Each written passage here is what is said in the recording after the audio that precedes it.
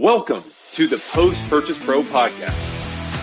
This is the only podcast that dives deep into post-purchase marketing to help Amazon sellers increase sales, ranking, reviews, and profits. It's everything that happens after the initial sale that makes a difference. We call this the back end. Sean, we're back again, right? We are in the studio all day today, interviewing amazing people from around the industry. It's one of my favorite jobs, Seth. You know, it's one of those things that we take for granted. We get away from doing these interviews and meeting these outstanding entrepreneurs around the world. And when we finally get back to it, we have back-to-back interviews. It's like one of my favorite days, man. I'm really having a good time today. I know. And I know we have another great guest, and you're about ready to bring him out. Yeah, absolutely. I can always tell that you're always on fire to learn from other entrepreneurs, Sean, as am I. So we have an extremely amazing guest today. It was a stand-in last minute, but I'm super excited to interview him.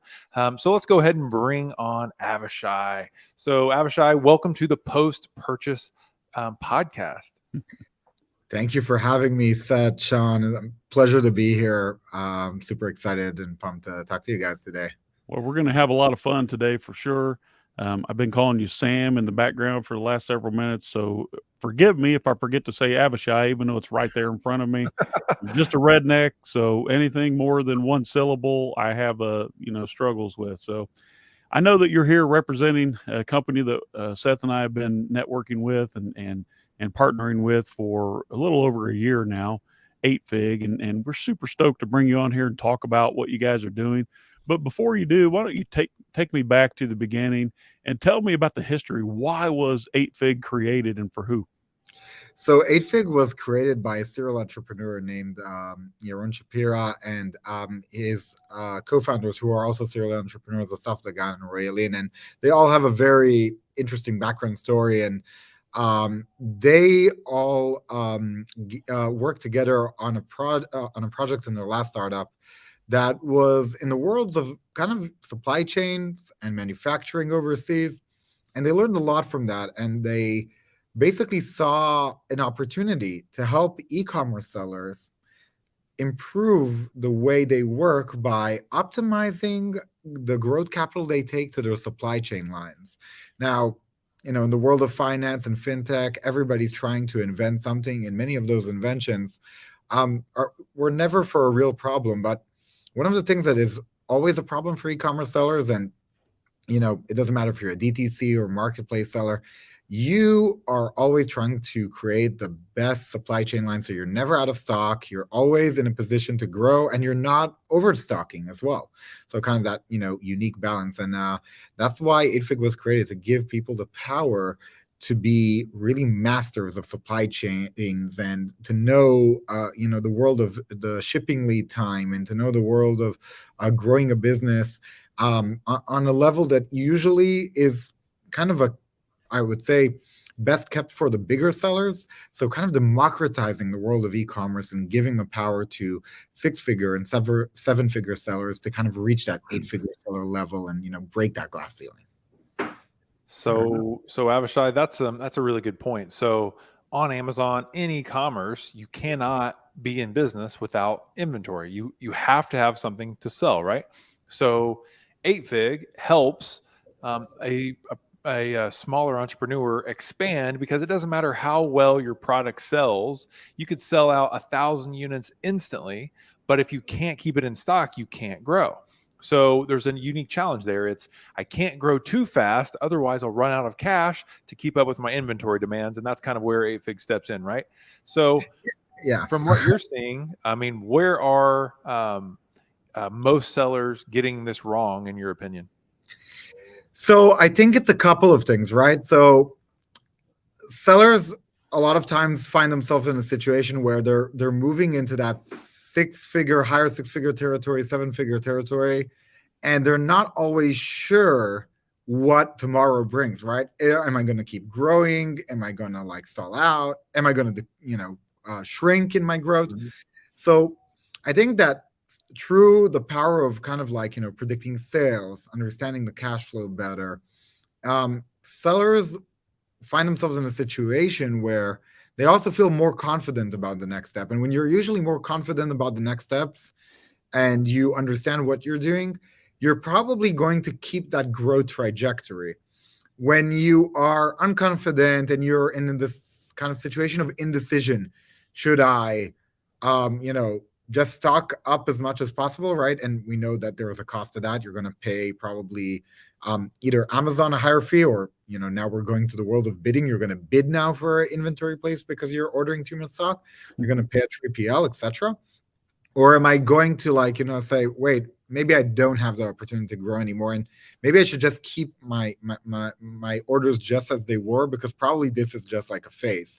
So I think a lot of e-commerce sellers are finding a way to improve from that kind of thought process of will I, won't I, to kind of getting into the world of like really calculating and finding out, what is the next step they should do through insights and, kind of intelligent kind of, analytics.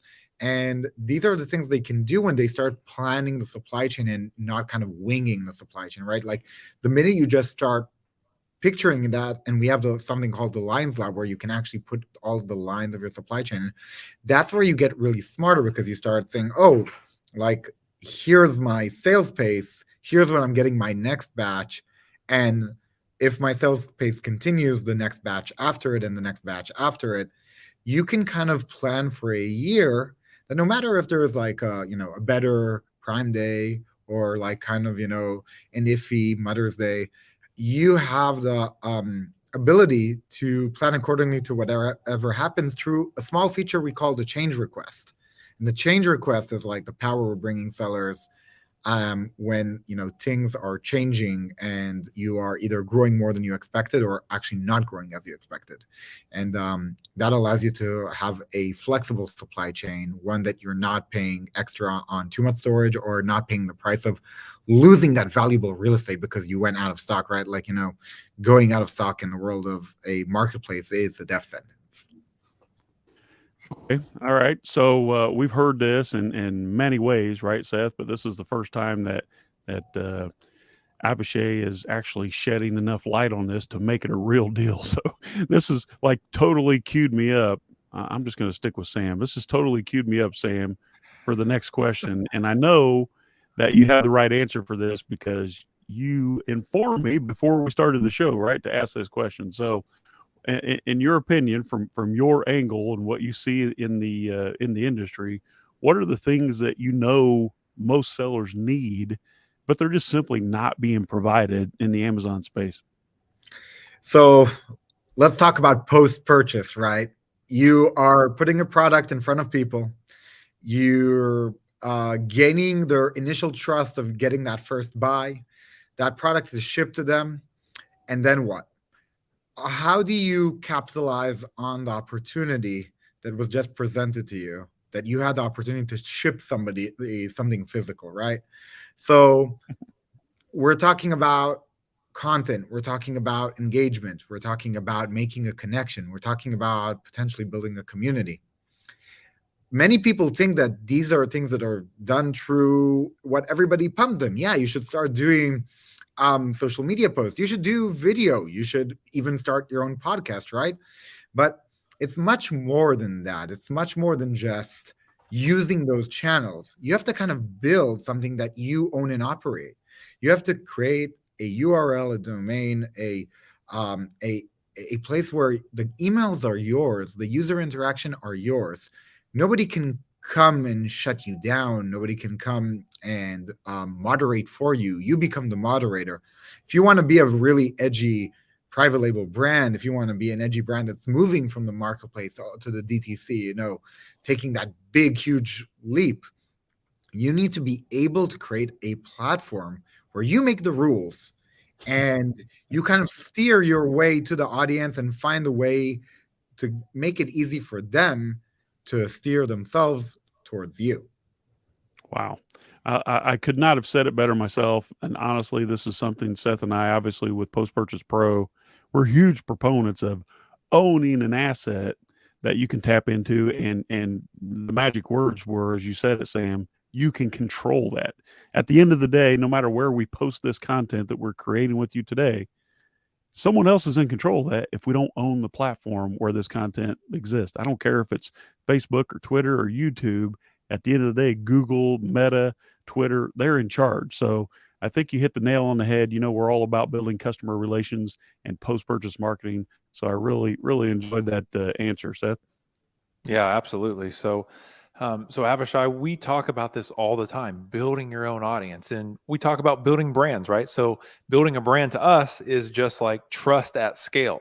So when you get the opportunity, as you put it, to ship somebody a product, and then you just let your customer that you just thrilled forget about you and not put them into your community of people that then you can communicate with and provide more value to, it's a huge misstep. It's a huge lost opportunity. So I love that you brought that up.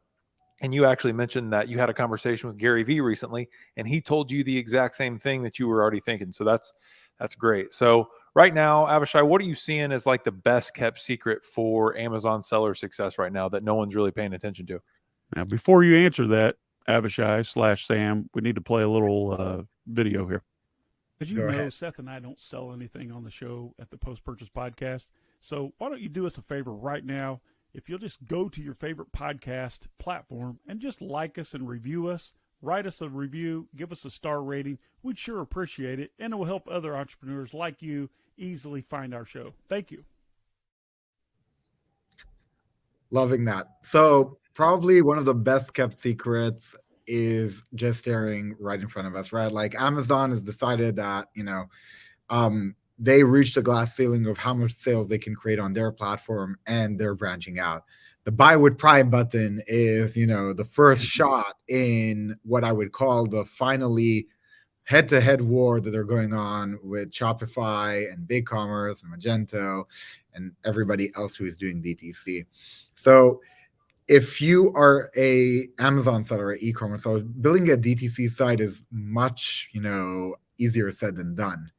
And I think one of the best kept secrets is if you can find in the world of media publishers that are already very well versed in the affiliate game, that have been doing Amazon affiliate for their whole life, and you can find them fast and identify those places where they can change that affiliate link and start pushing to you actual buys directly.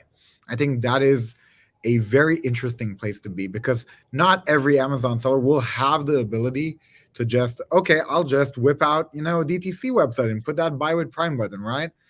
That needs to get traffic. That needs to be, something that you nurture, you spend time, you build. And not everybody has right now those, capabilities or has the capacity. A lot of Amazon sellers are solopreneurs, and they're like, these full stack entrepreneurs doing everything. And adding this could be just, kind of like the straw that breaks the camel's back in terms of, how much they have to do. So if they can tap into finding somebody who knows how to reach audiences and has been playing, just the simple affiliate, link to Amazon game, that could be a win-win for both sides. That, media entity and that seller that identify that specific blog is exactly the blog that caters to their audience. So if, I'm selling maybe gifts that are more gifts that you buy your mother, I should probably go out and find a blog that is filled with a community and a newsletter filled with moms and, pumping out blog posts and social media posts that are getting traffic. That's what I would do in that scenario. So I think that's the best kept secret. The buy with Prime button is just going to create a snowball of opportunities. So check this out. We discovered this quick little hack a little while ago and shared it along in our platform, that if you, as a seller, this is where you should pay attention. If you literally just go to Google and type in this phrase, amz.to, and then fill in the brackets there what your product category is, whether it's kitchen products or baby products or dog treats, doesn't matter. You're going to see an entire list of affiliate sites, okay, that already exist that are pushing products just like yours. And just like Avishai said, it's easy for that affiliate to just swap out the link if they have a good reason. And that's where you come in. We would say incentivize them, maybe increase their commission or double their commission to push your product versus your competitor's product. Really good advice, Avishai. Yeah, absolutely. So So Abishai, we're talking about 8Fig today, but I know that you guys don't work with everyone because everyone's not a good fit for you. So let's talk about who is the perfect client for you guys. So our perfect client is somebody who is manufacturing their products. So we don't work with drop shippers, for example, right? Like drop shippers don't have their own supply chain. They're tapping into someone else. And we're looking for those operators who want to be masters of their supply chain, that want to always optimize their manufacturing process, find better ways to do freight, to do marketing on the next level, kind of end to end. So we're looking for those sellers who are really taking charge of their whole business. And yes, they might use all kinds of great services. They might use Getida for lost inventory, and they might use you guys for post purchase, and many other different kind of services that are pretty critical for a business that wants to optimize and pick up those dollars from the floor. We're looking for sellers that are looking to do this full time. We're looking for people who are looking to scale their business to 8 figures.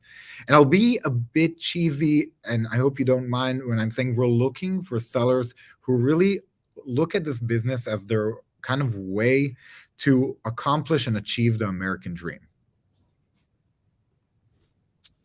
Okay. So that's the perfect client. Now, if you don't mind, Abishai, Sam, damn it. Sam.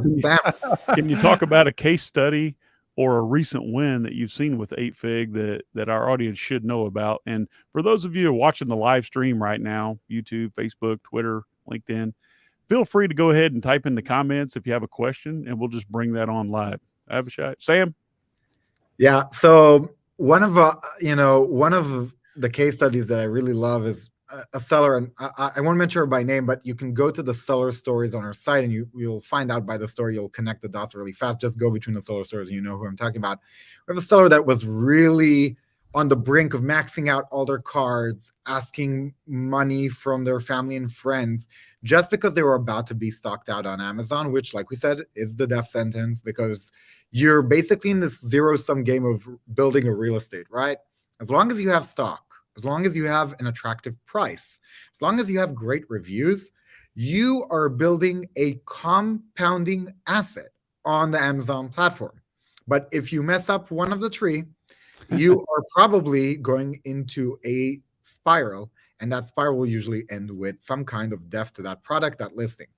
Now, running out of stock is probably the most trickiest thing to kind of avoid, because in terms of reviews, you can work really hard, create a very great product, right? You'll do a top quality product, you will over deliver on the promises in your listing, and you'll get good reviews, right?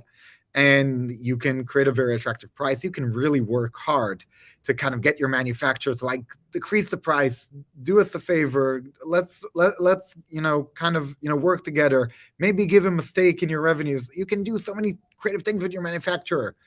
But the minute a ship gets stuck out of a port because there is some kind of traffic jam going into that specific port where you sent your freight, the minute something happened with that kind of truck that was supposed to take your inventory to that third-party logistics center, the minute somebody lost your box on the way to the Amazon warehouse, those are the things that are just out of your control, and there's only so much you can do, right? This is like sometimes it's a result that comes from something from above, and you can do your best as an entrepreneur and have backup plans and everything, and still you're going to find yourself struggling, not reaching that situation where you have 8 items left in your inventory, and then you start doing all these games, right? Like of increasing the price and everything. So back to that story. So she was just moments from running out of stock, and she encountered us just by chance, and she managed to 10x her business in less than a year, like moving from the state of kind of crisis because things are going well, right, to a point where scaling. And this is one of the things that I love about what we do here at 8Fig and about these seller stories, right? These are real people who started a real business with a real dream, putting everything on the line, and kind of in the moment, that kind of intersection of kind of do or die, they meet us, and it's do time and time again. these sellers tap into what we provide, that growth capital, that ability to optimize their supply chain, and they just blow up in the most positive way. I really love that. So let's jump right into what are you seeing as like a major blind spot for sellers today? Well, I think one of the blind spots for sellers today right now is that, there's just so much opportunity coming at you, right? So we talked about the buy with Prime button, and now sellers are being bombarded by companies trying to tell them, hey, let's do your creative with AI generative let's do all kinds of things and services, and people are looking how to optimize their business, but there are just so many services just being fired at them. And I see that a lot of sellers, I don't know even to call it a blind spot, I call it a trap. That a lot of sellers are trying to fix things that not necessarily are like the main pain point they should be looking at. Sometimes the most simple, mundane things are the things that are worth focusing on. Talked about, a lot about like trying to find small optimizations with your manufacturer to get the cost lower, trying to find a better way to do freight. I'll give you one small example. Everybody is being taught on all kinds of channels in the beginning when they're in the beginner stage.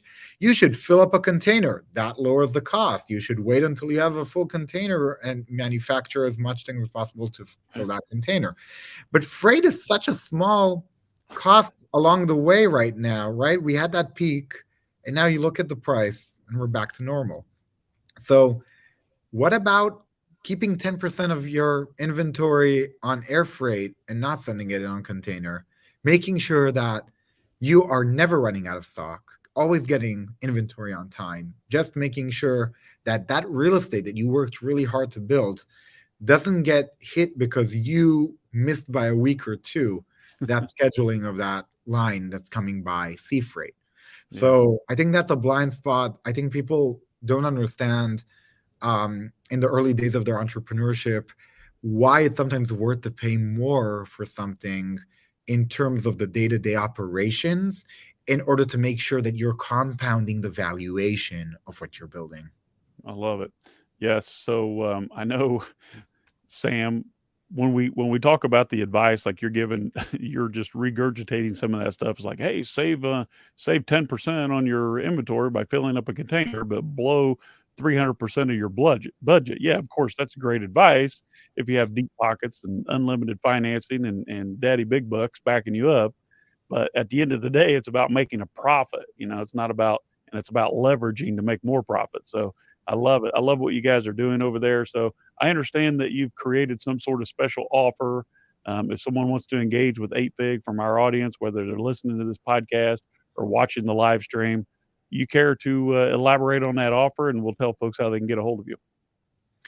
Yeah, so we are very proud of being like a self-service technology company, right? So we have basically a self-service onboarding. You can go onto our site, 8fig.co, and you can hit the Get Funded button.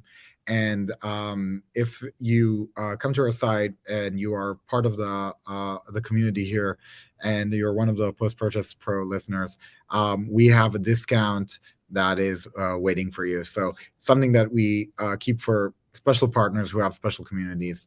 And we're more than happy to have as much sellers as possible apply. Because we're a technology company, it doesn't matter if 10 or 100 people apply. We get very fast, service back to you and an answer of how much growth capital we can offer. And one of the things that I like to offer personally is if you have any questions, anything at all, feel free to DM me on Twitter, and I'm more than happy to, just engage with your community if they have any questions at all that come up later in hindsight. So, okay. So 5% off all cost of capital. If you're listening or seeking funding with 8Fig, just mention the Post-Purchase Podcast. It's 8fig.co, or reach out to Sam, S-A-M, Sam at the number 8, F-I-G, 8fig.co for those listening. And the special offer is 5% off. I think if you're watching this live stream, I'm not going to try to read this out for the audio. We'll just add this link to the show notes. That this special link that you see, grow.8fig.co, and about 16 letters. This will, assuming this is the right link, Sam, that will take you directly to that special offer. Just been informed that our producer just had to restart her computer. So we're here alone. I'm going to push all the buttons from here on out, Seth. I'm going to let you take it from here. Yep, great. Yeah, everybody should just take a screenshot, or when they replay this video, and just type in that link. Yeah, exactly right. And we're going to get you a better link next time. Oh, definitely. This looks like an ASIN or something. Yeah, it does. Well, hard work pays off, right? Like, those 16 letters, and then you're off to the races. Every day we get a little bit better, don't we, Avishai? So let's move into the last part of our show here. I know we're a little bit crunched for time. So what is your all-time favorite business book? I have a new one right now. Well, I think it really depends on what type of business you want to build at which stage in your life. And I've built a venture-backed business that got exited. I've built a bootstrap business that grew to 62 employees. And now working here at 8Fig, a company of around 100 employees worldwide, working international. It was really important for me to kind of understand how do you keep a high level of performance and a big organization. And I obviously I hope that everybody that wants to reach scale will reach scale, and eventually when you reach scale you have to manage people. And book I right now really like is Amp It Up, and it is a book that kind of gives you a bit of inspiration about how you can keep multiple people working at a high performance level in the organization you're building. And that is the book that right now fits me well in my stage in my life, and hopefully for e-commerce sellers that are already in later stages, kind of scaling their business into more people than just them. I like it. So for one, I am listening to Amp It Up and could not really get into it. So I really need the physical copy of that one. There's way too much content there to digest in earbuds. So even though an audiobook is good every now and again, I suggest Amp It Up. And I like the book, but I would get a physical copy because there's no way to take notes in the margin when you're listening, right? So here's another fun question before we get out of here. What's something that you have personally purchased in the last 12 months that most outsiders may look at this as a splurge, but you, Sam, definitely do not regret the purchase? So I started doing content a few years back, and one of the things that I think was a splurge was camera. And there's something about doing the investment. Speaking of the camera, mine's overheating again. And it's a very expensive camera, mind you.